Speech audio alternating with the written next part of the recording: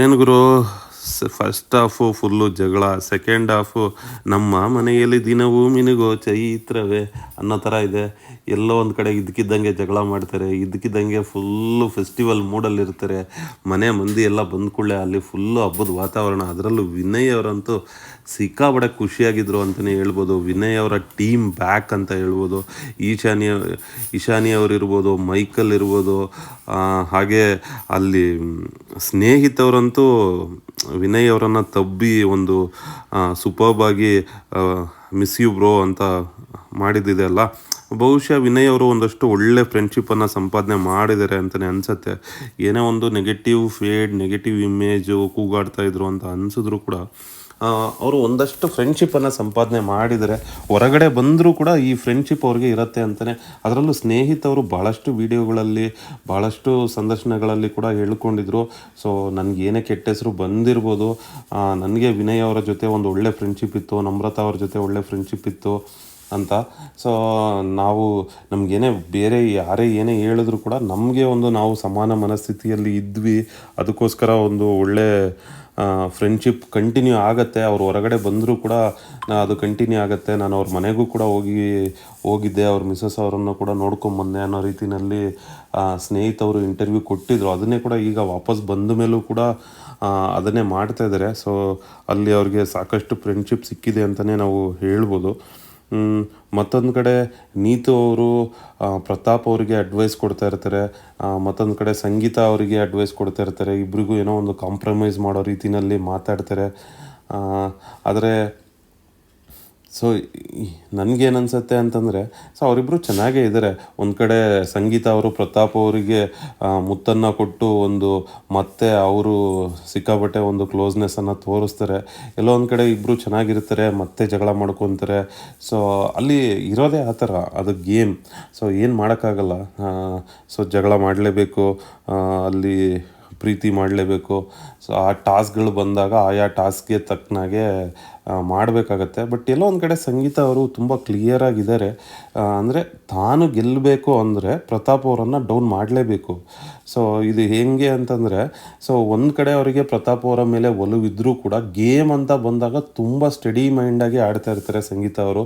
ಅಲ್ಲಿ ನೀತು ಅವರು ಕಾಂಪ್ರಮೈಸ್ ಮಾಡೋಕ್ಕೆ ಬಂದಾಗ ಕೂಡ ಅವ್ರು ಹೇಳ್ತಾರೆ ಏನೋ ಒಂದು, ಅಂದರೆ ಅವನು ಕರಳನ್ನು ಕಿತ್ತುಕೊಟ್ರು ಕೂಡ ಹಗ್ಗ ಅಂತ ಹೇಳ್ತಾರೆ ಅಂತ. ಆ ರೀತಿ ಏನಿಲ್ಲ. ಪ್ರತಾಪ್ ಅವರು ತುಂಬ ಕಡೆ ಇವರಿಗೆ ಕರಳನ್ನು ಕಿತ್ತುಕೊಟ್ಟಿದ್ದಾರೆ, ಇವರು ಅವರಿಗೆ ಕರಳನ್ನು ಕಿತ್ತುಕೊಟ್ರೋ ಗೊತ್ತಿಲ್ಲ.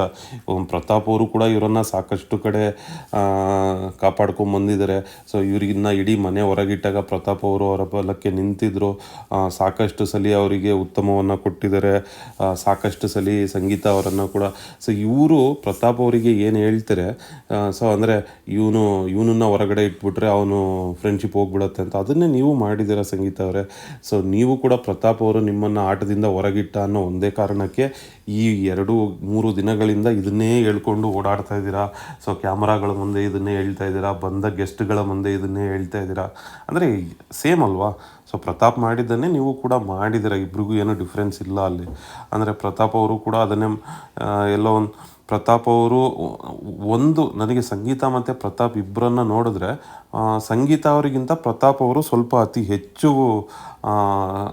ಒಳ್ಳೆಯದನ್ನೇ ಸಂಗೀತ ಅವ್ರಿಗೆ ಮಾಡಿದ್ದಾರೆ. ಕಂಪೇರ್ ಟು ಸಂಗೀತ ಪ್ರತಾಪ್ಗೆ ಮಾಡಿದ್ದಕ್ಕಿಂತ ಪ್ರತಾಪ್ ಅವರು ಸಂಗೀತ ಅವ್ರಿಗೆ ಜಾಸ್ತಿನೇ ಒಳ್ಳೇದು ಮಾಡಿದ್ದಾರೆ. ಒಂದಷ್ಟು ಒಳ್ಳೆ ಸ್ನೇಹವನ್ನು ತೋರಿಸಿದ್ದಾರೆ, ಯಾವಾಗೂ ದೀದಿ ಅಂತ ಕರೀತಾರೆ. ಆದರೆ ಸಂಗೀತ ಅವರು ಒಂದು ಕ್ಷುಲ್ಲಕ ಕಾರಣಗಳಿಗೆ ತುಂಬ ಸಾರಿ ಫೈಟ್ ಮಾಡ್ತಾರೆ.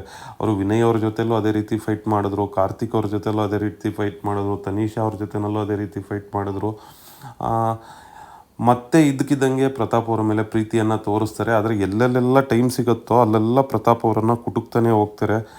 ಪ್ರತಾಪ್ ಅವರನ್ನು ಸಮಯ ಸಿಕ್ಕಾಗೆಲ್ಲ ಕಾರ್ತಿಕ್ ಅವರ ಜೊತೆನಲ್ಲೂ ಕೂಡ ಇದನ್ನೇ ಮಾಡಿದ್ರು. ಕಾರ್ತಿಕ್ ಅವ್ರ ಜೊತೆ ಉತ್ತಮವಾದ ಬಾಂಧವ್ಯ ಇತ್ತು, ಫ್ರೆಂಡ್ಶಿಪ್ ಇತ್ತು, ಲವ್ ಇತ್ತು, ಎಲ್ಲ ಇತ್ತು. ಆದರೂ ಕೂಡ ಎಲ್ಲೆಲ್ಲೆಲ್ಲ ಟೈಮ್ ಸಿಗುತ್ತೆ, ಅಂದರೆ ಸಿಕ್ಕ ಗ್ಯಾಪಲ್ಲಿ ಪಟ್ಟಂತ ಹೊಡೆದ್ಬಿಡೋದು, ಕುತ್ತಿಗೆ ಕುಯ್ದುಬಿಡೋದು. ಸೊ ಇದನ್ನೇ ಅಲ್ಲಿ ಪ್ರತಾಪ್ ಅವರು ಕೂಡ ಹೇಳ್ತಾಯಿದ್ರು ಆಗ. ಅಂದರೆ ಇದು already neck to neck fight ಆಗ್ತಾಯಿದೆ, ಈಗ ಕುತ್ತಿಗೆ ಕೊಯ್ಯೋ ಲೆವೆಲ್ಗೆ ಬಂದಿದೆ ಅಂತ. ಅದನ್ನು ಬಹುಶಃ ಸಂಗೀತ ಅವರನ್ನು ನೋಡಿ ಹೇಳಿದ್ರ ಪ್ರತಾಪ್ ಅವರು. ಆದರೆ ಜನರಿಗೆ ಜನರಿಕ್ಕಾಗಿ ಹೇಳಿದ್ರೋ ಗೊತ್ತಿಲ್ಲ ನನಗೆ. ಅವರು ಬಹುಶಃ ಸಂಗೀತ ಅವರನ್ನು ನೋಡಿ ಹೇಳಲಿಲ್ಲ ಅದನ್ನು, ಅವರು ಜನರಿಕ್ಕಾಗಿ ಹೇಳಿದ್ರು. ಆದರೆ ಈ ಗೇಮನ್ನು ನೋಡಿದ್ರೆ ಎಲ್ಲರೂ ಅದೇ ರೀತಿಯೇ ಆಡ್ತಾ ಇದ್ದಾರೆ. ಸೊ ಗೇಮ್ ಅಂತ ಬಂದಾಗ ಒಬ್ರನ್ನೊಬ್ರು ಬಿಟ್ಕೊಡೋದಿಲ್ಲ, ಒಬ್ರನ್ನೊಬ್ರು ತುಳಿಯೋದಕ್ಕೆ ನೋಡ್ತಾರೆ. ಸಮಯ ಸಿಕ್ಕಾಗೆಲ್ಲ ನಾನು ಮೇಲು ತಾನು ಮೇಲು ಅಂತ. ಸೊ ಅದಿರತ್ತೆ, ಏನು ಮಾಡೋಕ್ಕಾಗಲ್ಲ. ಅಂದರೆ ಅವ್ರು ಚೆನ್ನಾಗಿರಬೇಕು ಅಂತ ಅಂದ್ಕೊಂಡ್ರು ಕೂಡ ಆ ರೀತಿ ಮಾಡಿಬಿಡ್ತಾರೆ ಬಿಗ್ ಬಾಸ್ ಅವರು. ಜಗಳ ಮಾಡೋ ಅಂಥ ಪರಿಸ್ಥಿತಿಯನ್ನು ತಂದೊಡ್ಬಿಡ್ತಾರೆ.